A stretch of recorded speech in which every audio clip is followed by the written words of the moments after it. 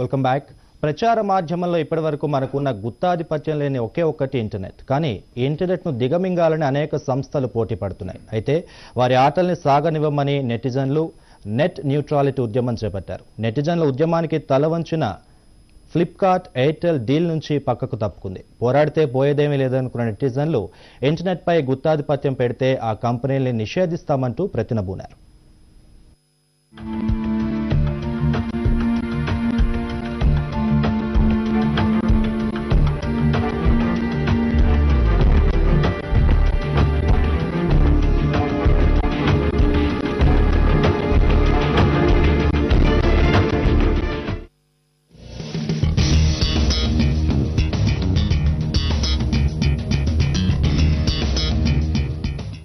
Google open చేసిన వెంటనే మీరు సైట్ కు వెళ్తారు. కానీ మీరు ఓపెన్ చేసిన సైట్ కంటే ముందుగా మీకు ఫ్లిప్కార్ట్, అమెజాన్ ఇంకా ప్రచార ప్రకటనలు చాలానే కనిపిస్తాయి. ఇలా ప్రకటనలు ఎందుకు కనిపిస్తున్నాయి? అసలు కంటే కొసరుకు ప్రాధాన్యమేంటని మీరు అనుకుంటున్నారా? ఇంటర్నెట్ లో అసలు ఏం జరుగుతుంది? బడా కంపెనీలు తమను ప్రమోట్ చేసుకోవడానికి స్వేచ్ఛా ప్రసార మాధ్యమం ఇంటర్నెట్ ను వాడుకుంటున్నాయా? ఎయిర్టెల్ తో డీల్ నుంచి ఫ్లిప్కార్ట్ ఎందుకు వైదొలిగింది? దీని వెనుక స్టోరీ ఏంటా అనుకుంటున్నారా? అవునండి, ఇక్కడే అసలు స్టోరీ మొదలవుతుంది.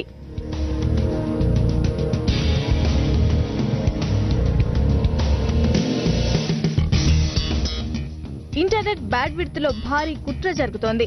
కొన్ని కంపెనీలు తమ పరిధికి మించి ఎక్కువగా బ్యాండ్ విడ్త్ ను వినియోగించుకుంటున్నాయి. ఒక సైట్ ఓపెన్ కావాలంటే ఎక్కువసేపు, మరో సైట్ మాత్రం క్షణాల్లో ఓపెన్ కావడం అనే ఆరోపణలపై వివాదం రాజుకుంది. ఇండియాలో అతిపెద్ద online store Flipkart site open కావడానికి ఆ వెబ్సైట్ యాజమాన్యం ఎయిర్టెల్ సహాయం తీసుకుంటుందన్న ఆరోపణల నేపథ్యంలో ఆ డీల్ నుంచి ఫ్లిప్కార్ట్ వైదొలగడం దీని వెనుక ఏదో ఉందన్న అభిప్రాయానికి కారణంగా కనిపిస్తోంది.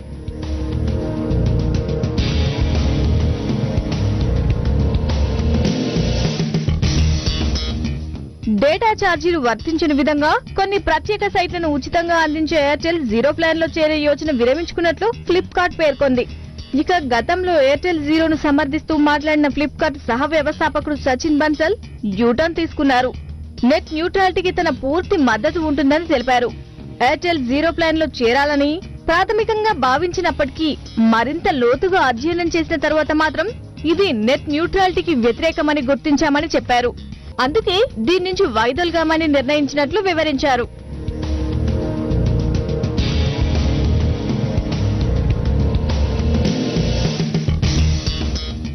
ఎయిర్టెల్ జీరోతో జతకట్టాలన్న ఫ్లిప్కార్ట్ యోచనపై తీవ్రంగా విమర్శలు వెల్లువెత్తాయి.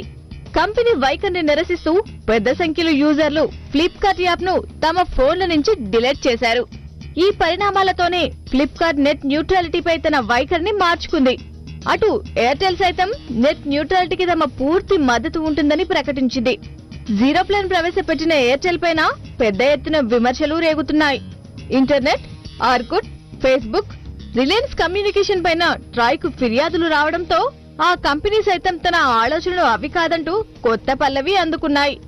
ఎయిర్టెల్ జీరో ప్లాట్ఫామ్ ను అన్ని సైట్లు వినియోగించుకోవచ్చని, దేని పట్ల వివక్ష ఉండదని పేర్కొంది. ఏ ఒక్క సైట్ కో ప్రాధాన్యమిచ్చి మరో సైట్ కు ప్రాధాన్యం ఇవ్వకపోవడం వంటివి జరగదని తెలిపింది.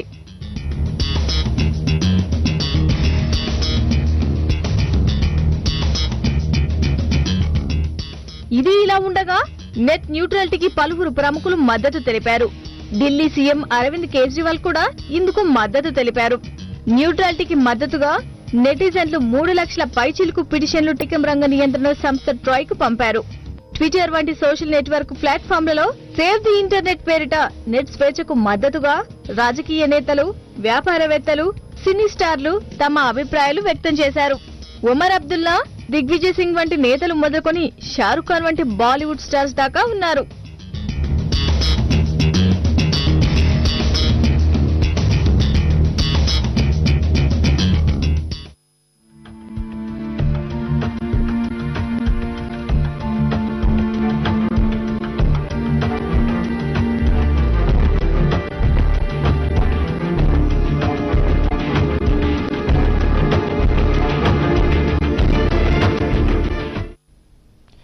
రైట్, మొత్తానికి ప్రచార మాధ్యమంలో ఇంటర్నెట్ పై కూడా గుత్తాధిపత్యం పెరిగిపోతోందనే విమర్శలు వస్తున్నాయి. తాజాగా ఎయిర్టెల్ అండ్ ఫ్లిప్కార్ట్ డీల్తో అది మరింత బలపడినట్లుగా తెలుస్తోంది. సో భారీగా విమర్శలు రావడంతో ఫ్లిప్కార్ట్ ఎయిర్టెల్ కి ఉన్న మధ్య ఒప్పందాన్ని విరమించుకున్నట్లుగా తెలుస్తోంది. అసలు ఇంటర్నెట్లో ఏం జరుగుతోంది అనే అంశానికి సంబంధించి మహాన్యూస్ ప్రత్యేక చర్చా కార్యక్రమం చేపట్టింది. చర్చలో 3 గెస్టులు పాల్గొంటున్నారు. సాయి సుశాంత్, సైబర్ అనలిస్ట్, అలాగే చందు సాంబశివరావు గారు, డిజిటల్ ఇండియా ఎక్స్పర్ట్, అలాగే సీనియర్ పాలిటీషియన్, మరొక గెస్ట్ పాలెం శ్రీకాంత్ రెడ్డి గారు, ఈ కామర్స్ చైర్మన్ చర్చలో పాల్గొంటారు. సాయి సుశాంత్ గారు, ఫస్ట్ మీతో స్టార్ట్ చేస్తానండి. జనరల్ ఇప్పుడు మనం ప్యాకేజీలో చూసినట్లుగా కూడా మొత్తానికి ఇంటర్నెట్ మీద గుత్తాధిపత్యం అనేది పెరిగిపోయింది. సాధారణంగా ఎయిర్టెల్, భారత్ ఎయిర్టెల్ ప్రవేశపెట్టిన ఒక స్కీమ్ ద్వారా ఇది జీరో ఎయిర్టెల్ అని సంబంధించి కూడా మనం ఇప్పుడు ప్యాకేజ్లో చూసాం. దాన్ని ఫ్లిప్కార్ట్ వినియోగించుకుంటోంది. దీనివల్ల ప్రైవసీకి భంగం కలుగుతోంది, కొంతమంది నష్టపోతున్నారనే అంశం కూడా మనం ఇప్పుడు చూడడం జరిగింది. అసలు ఒక సైబర్ ఎక్స్పర్ట్గా, సైబర్ అనలిస్ట్గా అసలు ఇంటర్నెట్లో ఏం జరుగుతోంది అంటారు? లా ఏం చెప్తోంది? అంటే ముఖ్యంగా చూసినట్టయితే యాక్చువల్గా మనం ఫస్ట్ లాతో స్టార్ట్ చేద్దాం అన్నారు కాబట్టి ఫస్ట్ నేను అందరూ యూజర్స్కి ఒకటి చెప్దాం అనుకుంటానండి. యాక్చువల్లీ ఈరోజు మనం చూసినట్టయితే సైబర్ లా అనేది ఇండియాలో ఒకటి ఉందండి. దాని ఇన్ఫర్మేషన్ టెక్నాలజీ యాక్ట్ అంటారు. ఇది యాక్చువల్లీ 2000 సంవత్సరంలో వచ్చింది. సో అలాగే ఒక మేజర్ మార్పు కూడా 2008లో జరిగింది. దీంతో పాటు కూడా వేరియస్ రూల్స్ అండ్ రెగ్యులేషన్స్ కూడా ఇవ్వబడ్డాయి. ఇప్పుడు అందులో ప్రప్రథమంగా చూస్తే ఐటీ రూల్స్ 2011 అనేది చాలా ఇంపార్టెంట్ రోల్ ప్లే చేస్తుంది. సో ఈ యొక్క చట్టం మెయిన్ ఉద్దేశం ఏంటంటే ఈ కామర్స్ని ప్రమోట్ చేయడానికి, అలాగే ఏ ట్రాన్సాక్షన్స్ అయితే మనం ఎలక్ట్రానిక్ ఆర్ డిజిటల్ ఫామ్లో చేస్తున్నారో ఆ ట్రాన్సాక్షన్స్ని లీగల్గా రికగ్నిషన్ ఇవ్వడానికి ఈ యొక్క చట్టం యాక్చువల్గా ఇంట్రడ్యూస్ అయిందండి. ఓకే.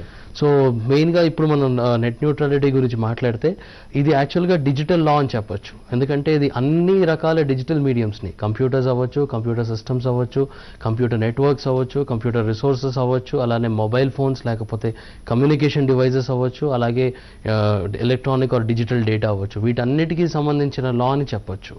కానీ ఈ లాలో మనకి ఇప్పుడు ఒక మేజర్ ఇష్యూ ఏంటంటే అవేర్నెస్ లేకపోవడం. చాలా మంది దగ్గర ఈ అవేర్నెస్ అనేది లేదు ఈ పర్టికులర్ లా గురించి. సో అలాగే ఈ నెట్ న్యూట్రాలిటీ కాన్సెప్ట్ మీద కూడా యాక్చువల్గా ఎలాంటి క్లారిటీ ఇవ్వబడలేదు ఈ పర్టికులర్ లాలో. సో ఇంటర్నెట్లో ఇవాళ అందరూ ఏమనుకుంటున్నారంటే నెట్ న్యూట్రాలిటీ అనడం కన్నా నెట్ ఈక్వాలిటీ అంటే ఇంకా బెటర్గా ఉంటుందని నా ఫీలింగ్.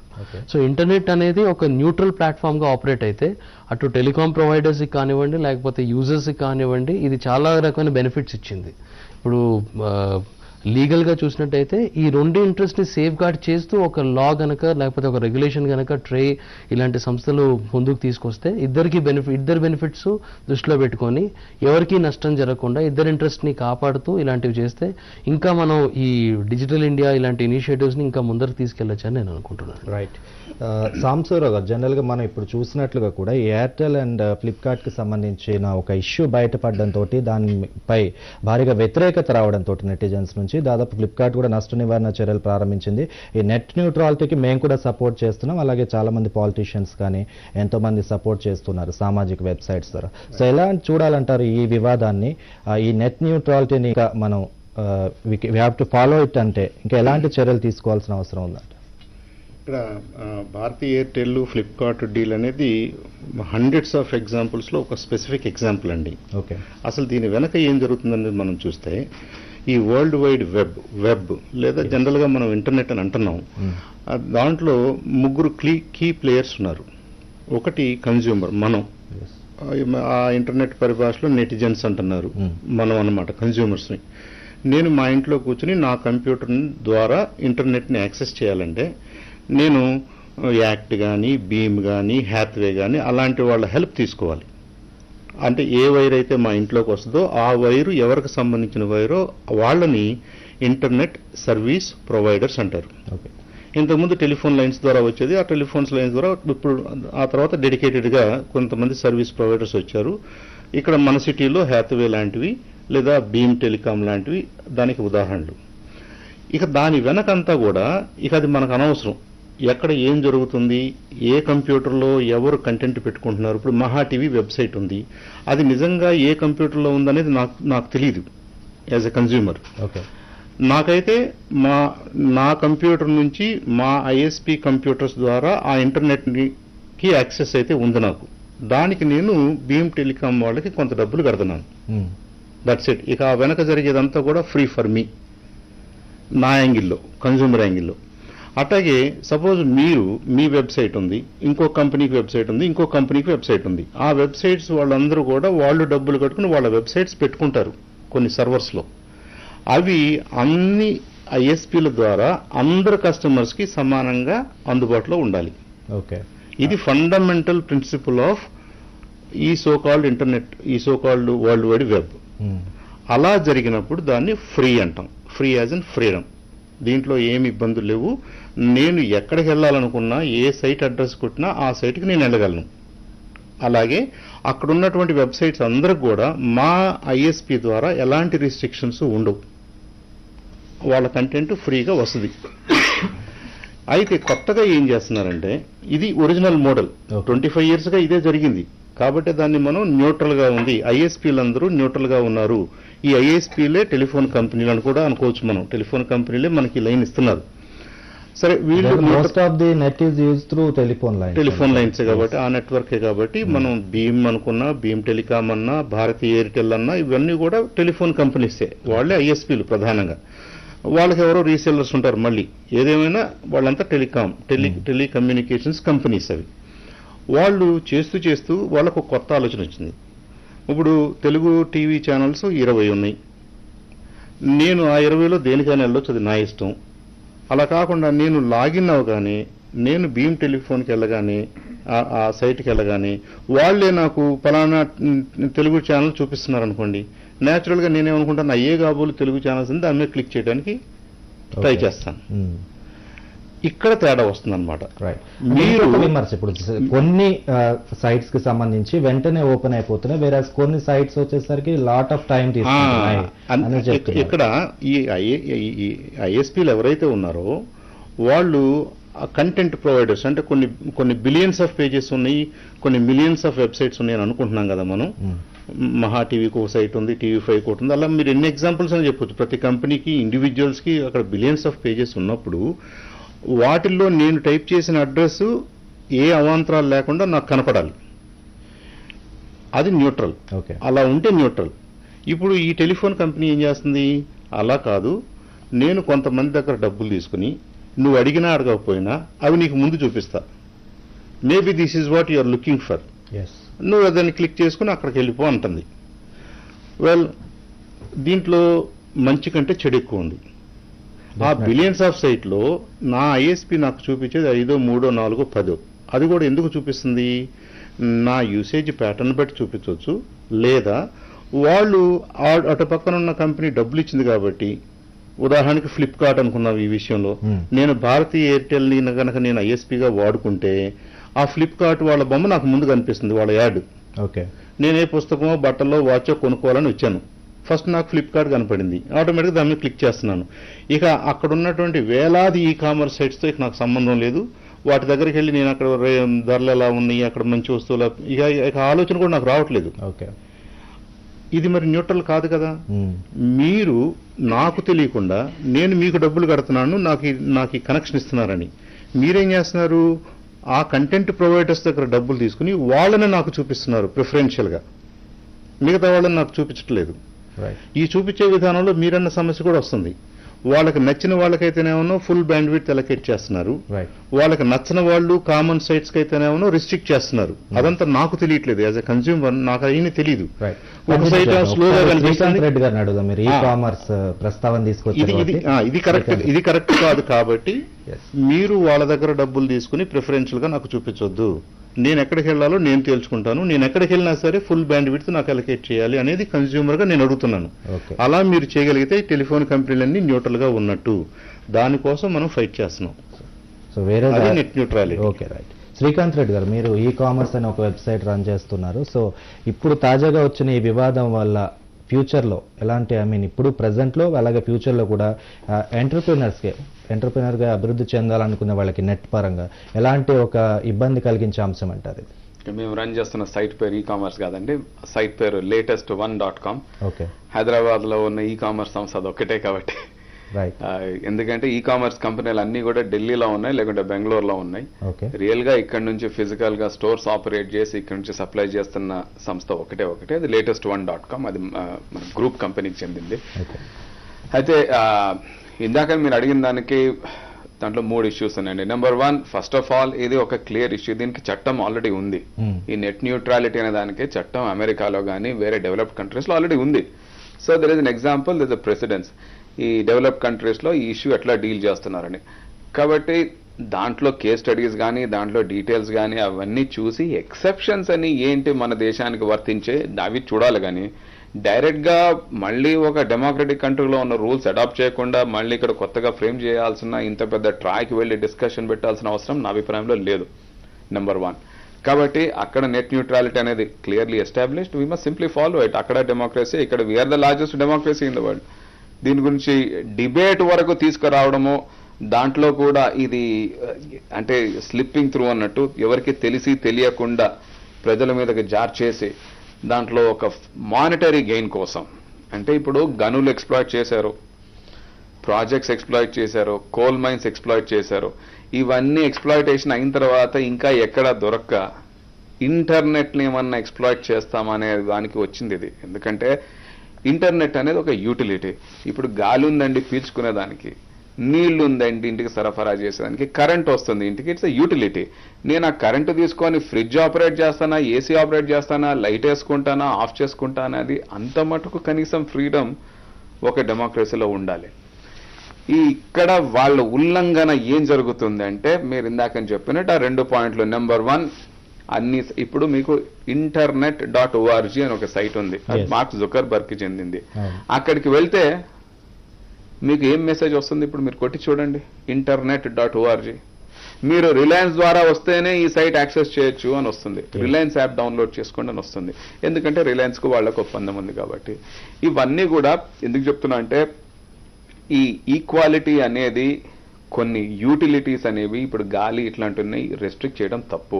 ఆఫ్ కోర్స్ ఈ టెలికాం కంపెనీలు ఇందాక ఏమన్నట్టు అవి ఆప్టిక్ ఫైబర్ మీద వస్తుంది, not on telephone lines. Optic fibre కానీ లేకుంటే శాటిలైట్ నుంచి రావచ్చు, బ్యాండ్విడ్త్ అనేది వస్తుంది. ఈ టెలికాం కంపెనీస్ అన్ని కూడా స్పెక్ట్రమ్ ఆక్షన్ లో చాలా డబ్బులు పెట్టి కొనుక్కుంటున్నారు, వీళ్ళు ఇన్ఫ్రాస్ట్రక్చర్ ఇన్వెస్ట్ చేస్తున్నారు. ఆ స్పెక్ట్రమ్ స్పేస్ ఏదైతే ఉందో 2G కానీ 3G కానీ వీళ్ళు అమ్ముకోవాలి, దట్స్ నో ప్రాబ్లం.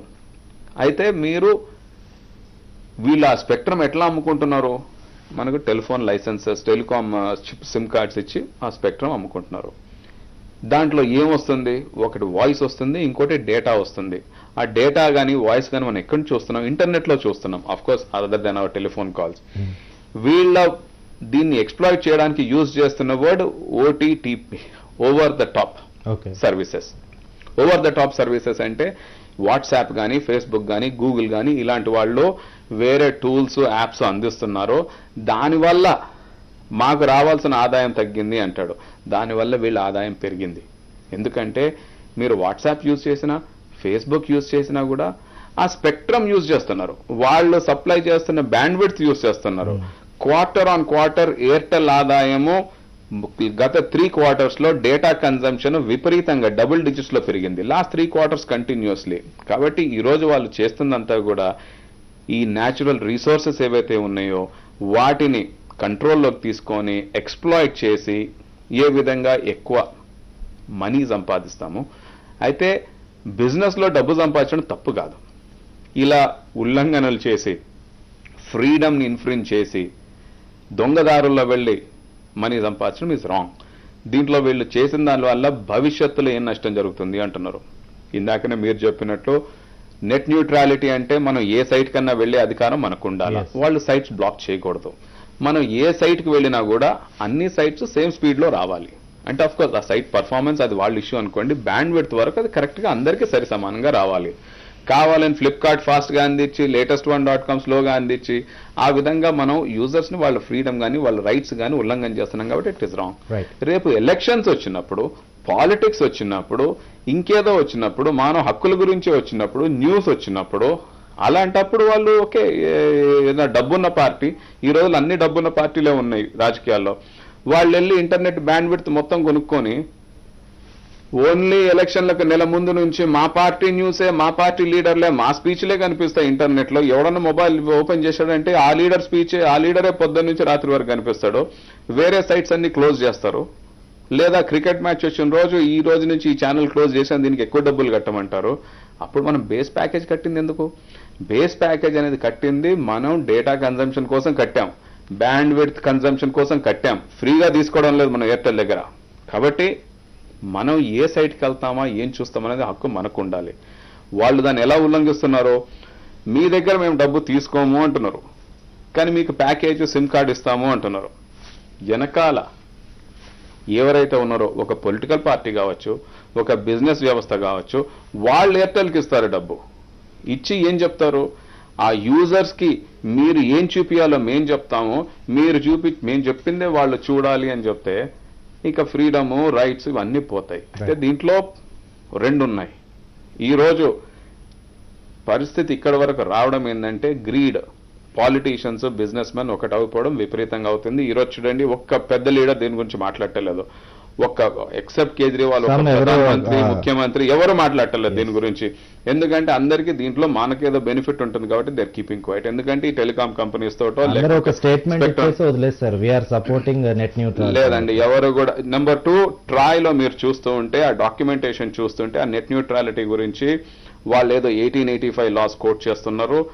రెండోది దాన్ని ఏదో డాక్యుమెంట్ ఫర్ ఓటీటీపీ సర్వీసెస్ అది ఇది అంటున్నారు, కానీ సింపుల్ గా వచ్చి మీరు మీ అభిప్రాయం నెట్ న్యూట్రాలిటీ గురించి ఇక్కడ చెప్పండి. వెబ్సైట్లో నిజంగా ఫ్రీగా, ఓపెన్ గా, ట్రాన్స్పరెంట్ గా అవైలబుల్ ప్లేస్ కూడా లేదు.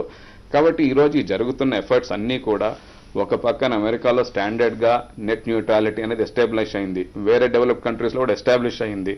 దీని గురించి ఇంత చర్చ చేయాల్సిన అవసరం లేదు. ఇంత డిబేట్ చేసి దీన్ని మనం కొత్తగా చట్టాలు తీసుకొని రావాల్సిన అవసరం లేదు. ఎందుకంటే ఇంటర్నెట్ అనేది మన దేశానికి సంబంధించింది కాదు, ఇట్స్ అ గ్లోబల్ ఇష్యూ. ఈ రోజు మనం ఇంటర్నెట్ లో యాక్సెస్ చేసేది మన దేశానికి సంబంధించిన కాంటెంట్ కాదు. మనం ఇంటర్నేషనల్ కాంటెంట్, మనం ఫారెన్ కాంటెంట్ చూస్తూ ఉన్నాము, మనం విదేశీలతోటి కమ్యూనికేట్ చేస్తున్నాము, మన ఫ్యామిలీస్తో కమ్యూనికేట్ చేస్తున్నాము.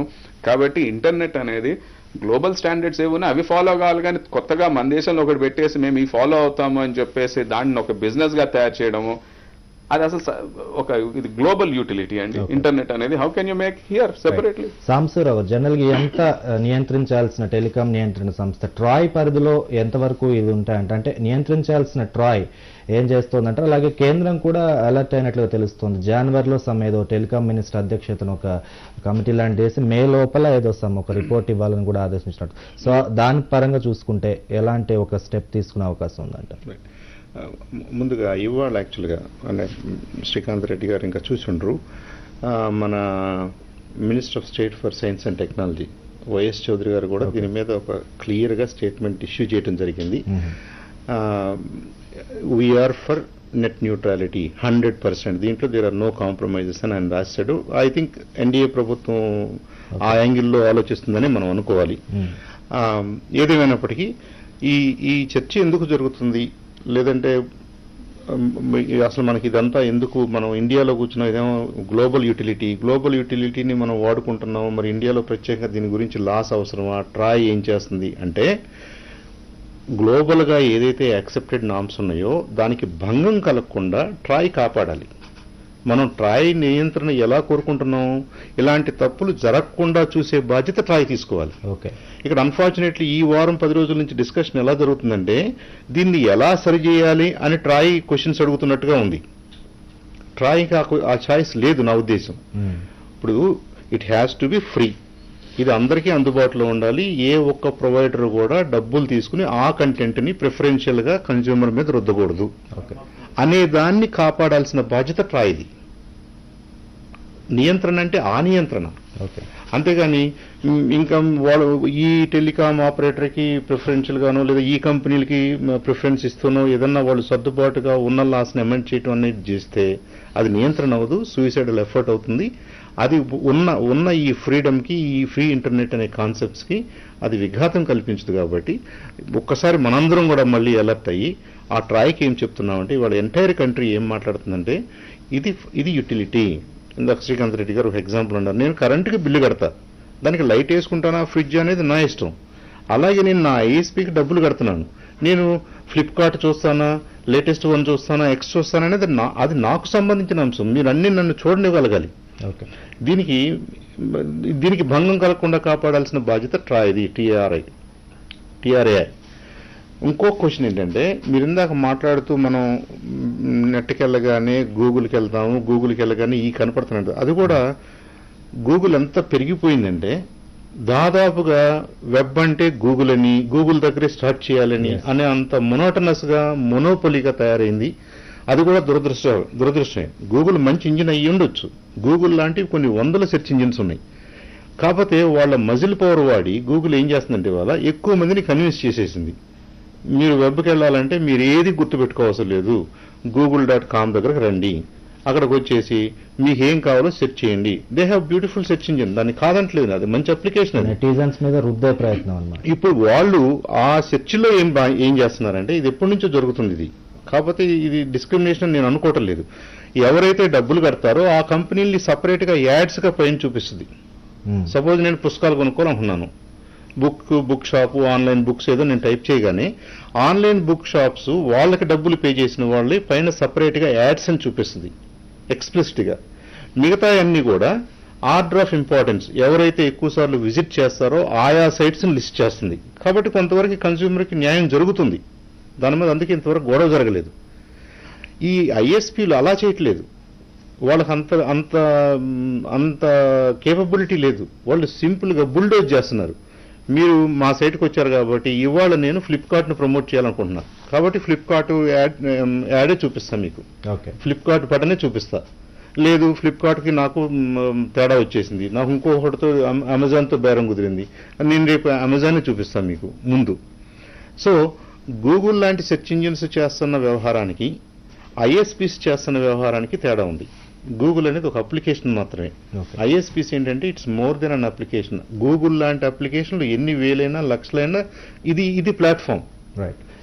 ఆ ప్లాట్ఫామ్ ని ఐఎస్పీస్ ట్వీక్ చేయకూడదు. ట్వీక్ చేయకుండా, ఇది మెనిపులేట్ చేయకుండా కాపాడాల్సిన బాధ్యత ట్రాయ్ది. కాబట్టి శ్రీకాంత్ రెడ్డి గారు మాట్లాడినా, ఎవరు మాట్లాడినా, మనందరూ ఏం మాట్లాడుతున్నాం అంటే ఆల్రెడీ లాస్ ఉన్నాయి, ఆల్రెడీ కామన్ సెన్స్ ఉంది, ఆల్రెడీ ఫ్రీడమ్ అంటే ఏంటో మనందరికి తెలుసు. So don't do anything preferentially unless it's topic of national importance, national emergency, national సెక్యూరిటీకి సంబంధించిన ఏదన్నా ఒక అంశం వచ్చినప్పుడు అది ఇండిపెండెంట్ గా మాట్లాడుకోవాలి. మీరు బిలియన్స్ ఆఫ్ సైట్స్ ని, బిలియన్స్ ఆఫ్ పేజెస్ ని మాత్రం ఎవరు ట్వీక్ చేస్తే, ఎవరు చేసినా తప్పే అవుతుంది. ఇట్ ఈస్ అగెన్స్ట్ న్యూట్రాలిటీ అవుతుంది, కాబట్టి దాన్ని మనం అబ్జెక్ట్ చేస్తున్నాం. Right sir. కొంతమంది కాలర్స్ ఇంటరాక్ట్ అవుతారు మనతోటి. ఫస్ట్ కాలర్ తీసుకుందాం అండి. హలో, చెప్పండి సార్. చెప్పండి, మీ పేరండి, ఎక్కడి నుంచి మాట్లాడుతున్నారు? మేము దేవాల నుంచి మాట్లాడుతున్నాం సార్. చెప్పండి. ఇప్పుడు మనం ఒక సైడ్ ఓపెన్ చేస్తుంటే బ్యాక్గ్రౌండ్ ఆటోమేటిక్ గా ఇంకో సైడ్ రీడైరెక్ట్ అవుతుంది. కొంచెం గట్టిగా మాట్లాడండి. అంటే మనం ఒక సైడ్ ఓపెన్ చేస్తుంటే బ్యాక్గ్రౌండ్ ఇంకో సైడ్ ఆటోమేటిక్ గా రీడైరెక్ట్ అవుతుంది సార్. ఓకే. ఇప్పుడు దానివల్ల ఒక కన్స్యూమర్ గా మనం చాలా మంది డేటా లాస్ అవుతున్నాం. హలో, రైట్ అండి. మీరు మీ బ్రౌజర్ లో కొద్దిగా మాల్వేర్ ఉంటుంది, అందుకని మీకు కరప్షన్ వల్ల మీరు ఇంతకుముందు విజిట్ సైట్స్ వల్ల ఇలా జరుగుతూ ఉంటుంది. ఆ కుకీస్ అన్ని డెలీట్ చేసుకోండి, మీ క్యాష్, మెమరీ అంతా ఒకసారి డెలీట్ చేసి మళ్ళీ యాక్సెస్ చేయండి, క్లీన్ గా ఉంటుంది, ఆ ప్రాబ్లం ఉండదు. రైట్. సుశాంత్ గారు, మళ్ళీ మీ దగ్గరకు వస్తాను. అంటే ఇంతకుముందు వాళ్ళు చెప్పినట్లుగా కూడా ఓవరాల్గా ఇంటర్నెట్ అనేది ఓవరాల్గా యూటిలిటీకి సంబంధించిన ఇష్యూ. వెరాజ్ ఫారెన్లో అన్ని కూడా కఠినమైన చట్టాలు ఉన్నాయి, బట్ మన దగ్గరకు వచ్చేసరికి మాత్రం ఎందుకు అలా జరుగుతుందని. సో లీగల్ ఎక్స్పర్ట్గా మీరేం చెప్తారు సైబర్ లాకి సంబంధించి? ఏమండి, ఇందాక సార్ మాట్లాడినప్పుడు చెప్పారండి అమెరికాలో అలాగే మిగతా డెవలప్డ్ కంట్రీస్లో లాస్ ఉన్నాయని. ఈరోజు యూఎస్లో మనం చూస్తే యాక్చువల్గా ఎఫ్సిసి అంటారు, అంటే ఫెడరల్ కమ్యూనికేషన్ కమిషన్ వాళ్ళు కొన్ని గైడ్ లైన్స్ ఇచ్చారు నెట్ న్యూట్రాలిటీ గురించి. మెయిన్గా దాన్ని బ్రీఫ్గా చెప్పాలంటే 3 ఇష్యూస్ ఫోకస్ చేశారండి అక్కడ. ఫస్ట్ పాయింట్ ఏంటంటే ఏ రకమైన ప్రిఫరెన్షియల్ ట్రీట్మెంట్ మనం ఇవ్వకూడదు. ఫస్ట్ ఏదైనా కంటెంట్ ప్రొవైడెడ్ ఆ కంటెంట్ లీగల్గా ఉంటాయి. అంటే ఇప్పుడు ఏదైనా ఇల్లీగల్ కంటెంట్ కానివ్వండి, ఇల్లీగల్ యాప్స్ కానివ్వండి, దానికి మనం ఇవ్వకూడదు ప్రిఫరెన్స్. అలాగే ఫస్ట్ ఈ యాప్స్కి ఒకటే కాదు, ఈవెన్ సర్వీసెస్ అయినా, వెబ్సైట్ అయినా, కంటెంట్ అయినా, డేటా అయినా, వేటికి కూడా ప్రొఫెషనల్ స్టేట్మెంట్ ఇవ్వకూడదు ఫస్ట్. సెకండ్ ఏంటంటే ప్రొహిబిట్ చేయకూడదు. ఓకే. ఏ వెబ్సైట్ని కానీ ఏ కంటెంట్ని కానీ ప్రొహిబిట్ చేయకూడదు, ప్రొవైడెడ్ ఇందాక నేను అన్నట్టు లీగల్గా ఉంటాయి. మూడోది ఏంటంటే డీగ్రేడ్ చేయకూడదు, అట్లాగే దాన్ని ఇంపేర్ చేయకూడదు.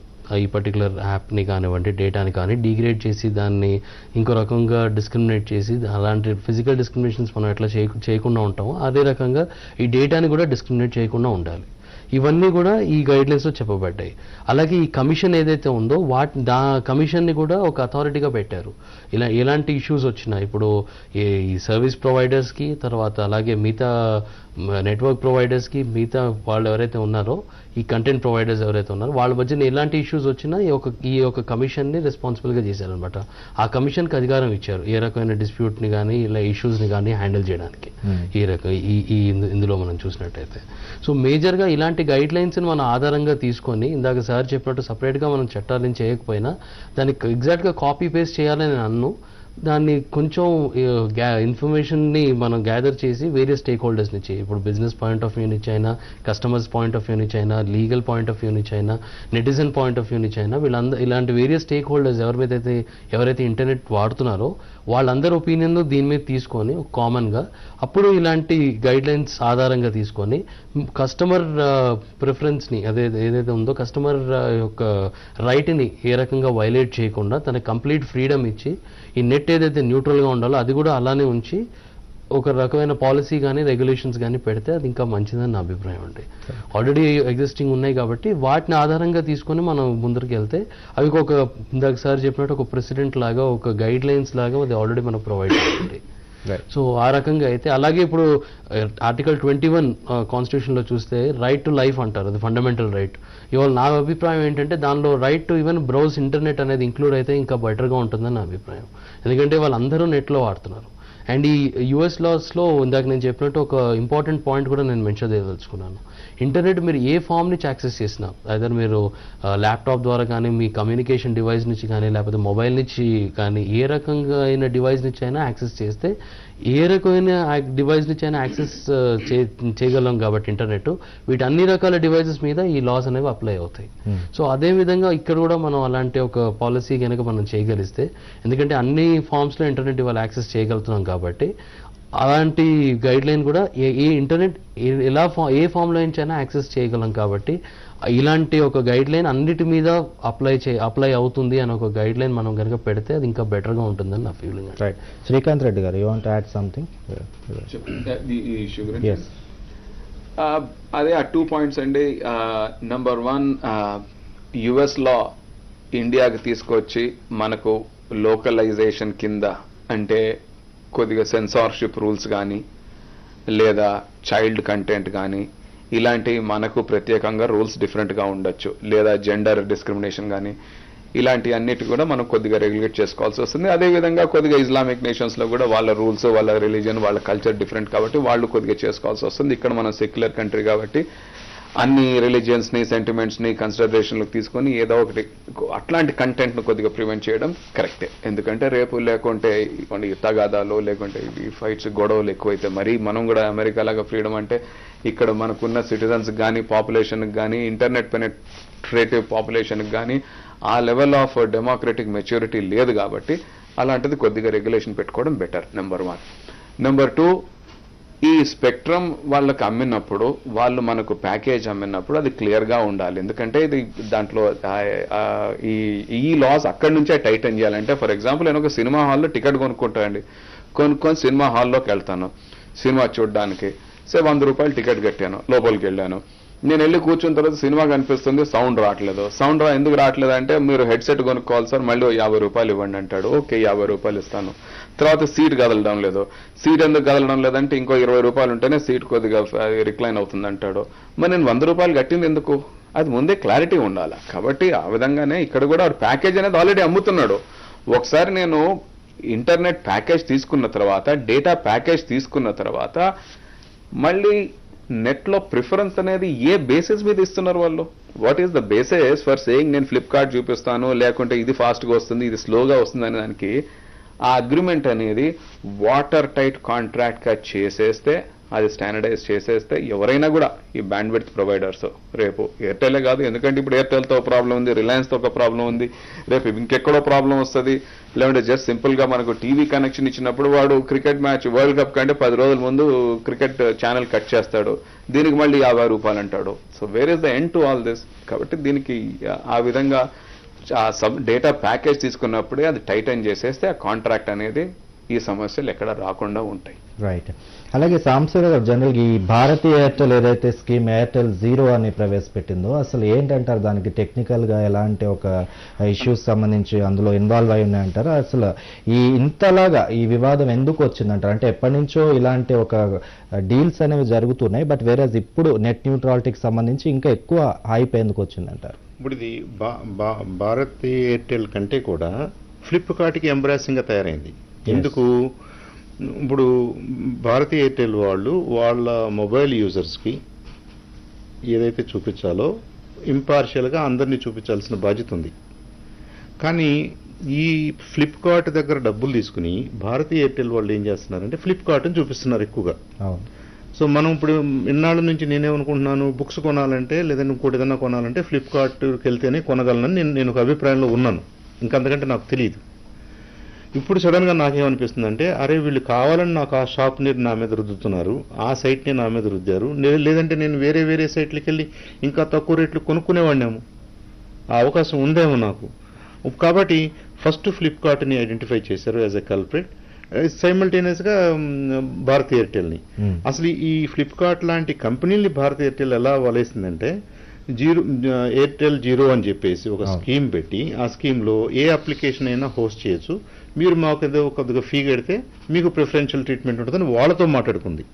యూజర్కి ఏం చెప్తుంది, మీకు అడిషనల్గా నేను డేటా ఛార్జ్ ఏం చేయను, మీరు కావాలంటే మీరు ఇంటర్నెట్ ఫ్రీగా వాడుకోండి, మా ఎయిర్టెల్ ఫోన్ కొనుక్కొని ఇంటర్నెట్ ఫ్రీగా వాడుకోండి అంటుంది. మనం నిజమే కదా అనుకున్నాం. కానీ మనం వాడుతున్న ఇంటర్నెట్లో ఎందుకు ఫ్రీ ఇది? It is subsidised by Flipkart and Flipkart లాంటి కంపెనీలు.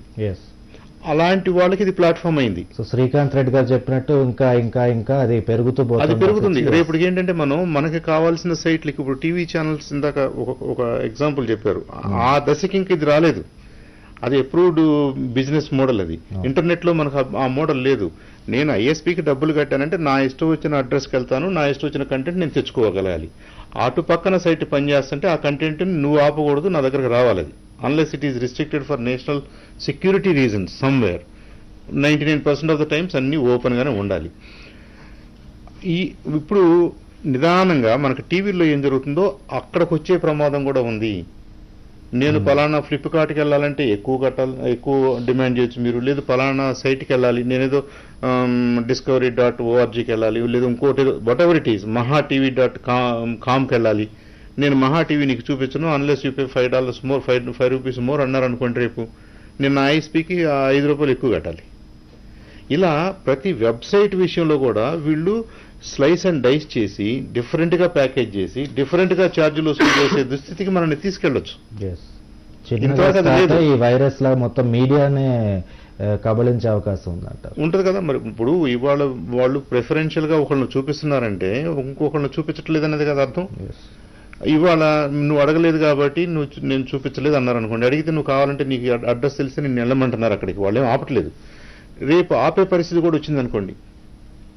ఇప్పుడు నేను ఎయిర్టెల్, నేను ఫ్లిప్కార్ట్తో పార్ట్నర్ని, నేను ఏ ఈ కామర్స్ సైట్ని నేను చూపించడం మీకు అన్నారు అనుకోండి.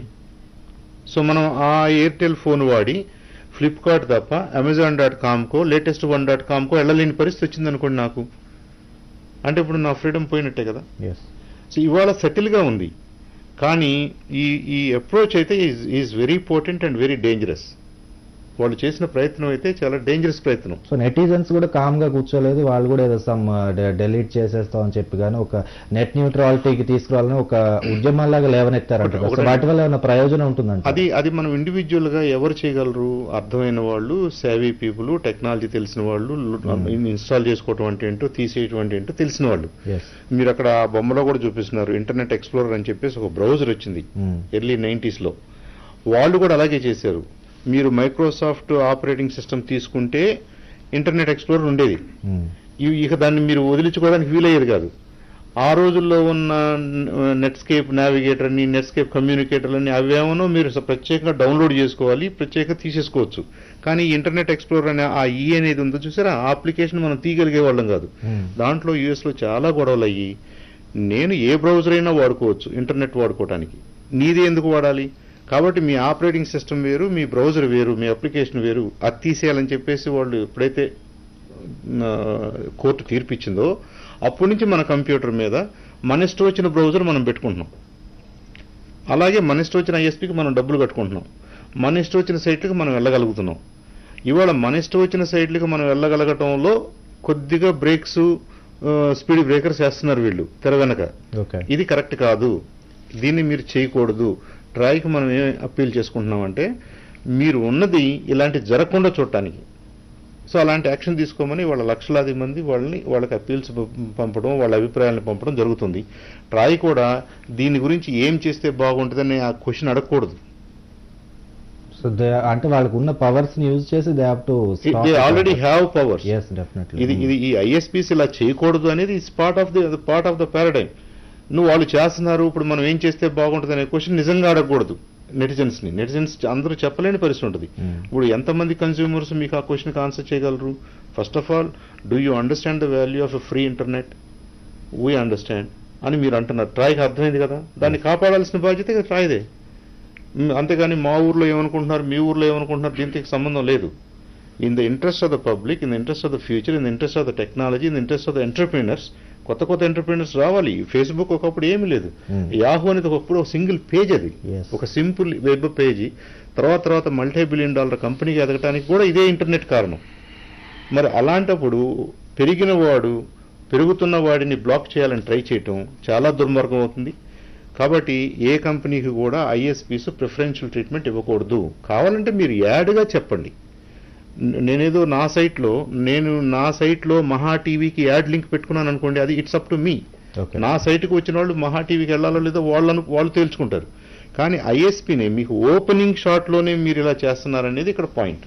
అది చేయకూడదని మనం అడుగుతున్నాం. రైట్. శ్రీకాంత్ రెడ్డి గారు, ఇప్పుడు జనరల్ గా ఈ ఇష్యూ మీద ఇప్పుడు ఎయిర్టెల్ అండ్ ఫ్లిప్కార్ట్ ఏదైతే ఉందో, తర్వాత ఇంకా ఫాలోడ్ బై కొన్ని ఉన్నాయి ఈ దీనికి సంబంధించి. అలాగే ఇప్పుడు ఇవి అంటే పాతుకుపోయినవి పెద్ద కంపెనీలు కాబట్టి వాళ్ళకి పెద్ద ఇబ్బంది ఉండకపోవచ్చు. బట్ వేరే కొత్తగా రావాలనుకున్న ఎంటర్ప్రీనర్స్ కి ఈ నెట్ ని యూజ్ చేసుకుని ఎదగాలనుకునే వాళ్ళకి ఎలాంటి ఇబ్బంది ఉండే అవకాశం ఉంది?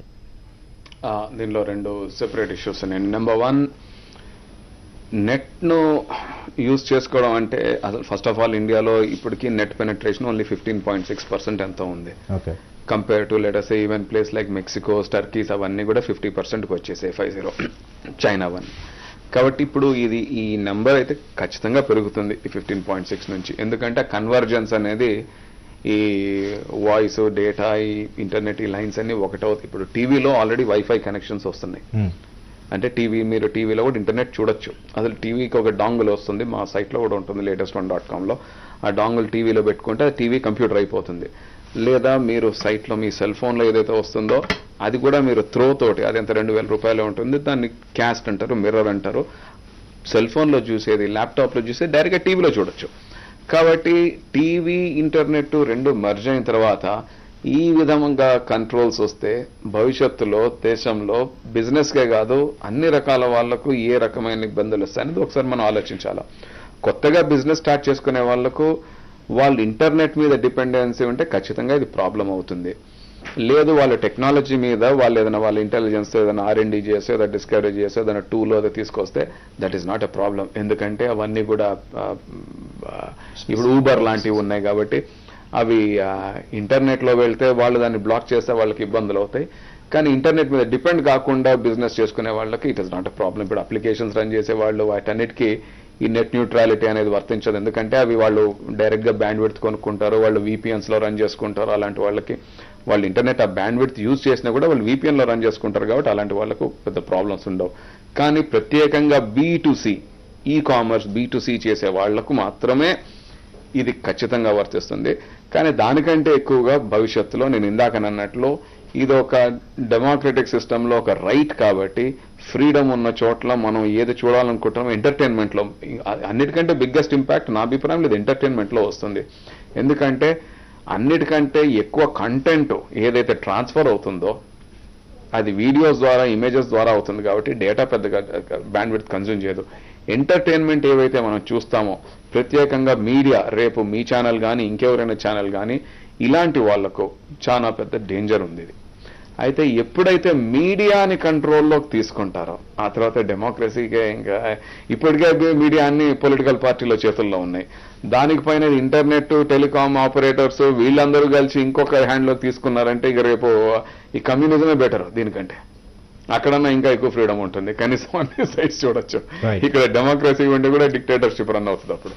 సో ఫైనల్ గా సాంబశివరావు గారు, అంటే జనరల్ ఇప్పుడు మనం ఎయిర్టెల్ కూడా ఇది సమర్థించుకునే ప్రయత్నం చేస్తాం, తాము అందించే సర్వీసులు ప్రయోజనకరంగా ఉంటాయని చెప్పి. అంటే ఎవరైనా అలాగే చేస్తారనుకోండి, బట్ దాన్ని ఇంకా దానికి ముగింపు పలకకుండా ఇంకా సమర్థించుకోవడం వల్ల సో ఫ్యూచర్ లో ఇంకొన్ని ఇబ్బందులు వచ్చే అవకాశం ఉంటుంది కదా. సో ఏమంటారు? ఇప్పుడు ఐఎస్పీస్ మొండిగా వాదించడం కంటే, ఇప్పుడు మీకు తెలియదు కాబట్టి, నాకు తెలుసు కాబట్టి, ఇది మీకు మంచిది కాబట్టి నేను మీకు చూపిస్తున్నాను అనేది ఈజ్ నాట్ జస్టిఫైడ్. ఓకే, అది ఏంటో, అది ఎక్కడికి వెళ్ళాలో ఆ విజ్ఞత కన్జ్యూమర్కి ఉంటుంది అనేది ఇక్కడ బేసిక్ ప్రిన్సిపల్. ఇప్పుడు నీకు ఏ పార్టీకి ఓటు వేయాలో తెలియదు కాబట్టి ఈ పార్టీకి ఓటు వేయమని నేను చెప్తే ఎలా హాస్యాస్పదంగా ఉంటుందో, ఇవాళ భారతీయ ఎయిర్టెల్ ఆర్గ్యుమెంట్ కూడా అలాగే ఉంది. మీరు ఎక్కడికి వెళ్ళి కొనుక్కోవాలో మీకు తెలియదు కాబట్టి మేము చెప్తున్నాము, మీరు ఫ్లిప్కార్ట్కి వెళ్ళి కొనుక్కోండి అంటుంది ఫర్ ఎగ్జాంపుల్. అలాగే వాళ్ళు హండ్రెడ్స్ ఆఫ్ అప్లికేషన్స్ వాళ్ళు ప్రమోట్ చేస్తున్నారు సెటిల్గా. అవన్నీ కూడా కరెక్ట్ కాదు. మీరు ఒక అప్లికేషన్ని, ఒక సైట్ని, ఒక ఐడియాని ప్రమోట్ చేస్తున్నప్పుడు there are millions of ideas out there, they will be discriminated, they are discriminated. ఇప్పుడు రైట్ నౌ మీరు వాళ్ళని డిస్క్రిమినేట్ చేస్తున్నారు. అది మీరు చేయకూడదు అనేది మన point. It is against the spirit of free internet. కాబట్టి ఆ ఇంటర్నెట్లో మీరు ఏళ్లు పెట్టి మీకు తెలియదు కాబట్టి మేము చూపిస్తున్నాం అనేది మానుకోవాలి. అదేదన్నా ఉంటే గూగుల్ అనో, యాహూ అనో, ఇంకోటనో, ఎక్స్ అనో, ఒక 100 సెర్చ్ ఇంజిన్లు ఉన్నాయి. నేను అక్కడికి వెళ్ళి నేను సెర్చ్ చేసుకుంటాను, నేను ఇదిగో పలానా దానికోసం చూస్తున్నాను, నాకు ఇంపార్టెంట్ సైట్స్, పాపులర్ సైట్స్ ఏమైనా ఉంటే చూపెట్టండి అని. అవి చూపిస్తాయి. అది part of their job, part of their capability. అది భారతీయ ఎయిర్టెల్కి ఏం సంబంధం లేదు. కాబట్టి భారతీయ ఎయిర్టెల్ క్లియర్గా they cross the line. Content ప్రొవైడర్తో అండర్స్టాండింగ్ పెట్టుకుని ఆ కంటెంట్ని పుష్ చేయటం అనేది ఐఎస్పీ రూల్స్కి వ్యతిరేకం. ఐఎస్పీ మీద నాకున్న నమ్మకానికి అది వ్యతిరేకం. నేను మీ దగ్గర ఒక పైప్ లైన్ కొనుక్కుంటున్నాను, ఆ పైప్ లైన్లో ఏం రావాలో నేను డిసైడ్ చేసుకుంటాను. మీరు ఆ పైప్ లైన్ని డిస్టర్బ్ చేయొద్దు. డిస్టర్బ్ చేస్తే it is against the spirit of internet. So Bharatiya Airtel వాళ్ళకి ఇక్కడ ఏం ఆర్గ్యుమెంట్ లేదు, జస్టిఫై చేసుకోవడానికి కూడా అవకాశం లేదు. ఫ్లిప్కార్ట్ ఎంత గౌరవంగా తప్పుకుందో ఇవాళ, భారతీయ ఎయిర్టెల్ కూడా అదే గౌరవంగా ఇలాంటి ప్రాక్టీస్లో నుంచి మేము తప్పుకుంటాం. ఎవరికైనా సరే, ఏదైనా సరే, ఏ వెబ్సైట్ అయినా సరే, if you want to go you can freely go. మేము ప్రత్యేకంగా పుష్ చేయం, ప్రత్యేకంగా ఆపం అనే స్టేట్మెంట్ భారతీయ ఎయిర్టెల్ నుంచి వాళ్ళ దేశం ఆశిస్తుంది. I think that's what has to happen. Right sir, thank you very much Chandu Sambasivarao garu, అలాగే శ్రీకాంత్ రెడ్డి గారు అండ్ సుశాంత్ గారు మా డిస్కషన్లో పాల్గొన్నందుకు. ఇది ఇవాల్టి special discussion. Stay tune to మహా న్యూస్.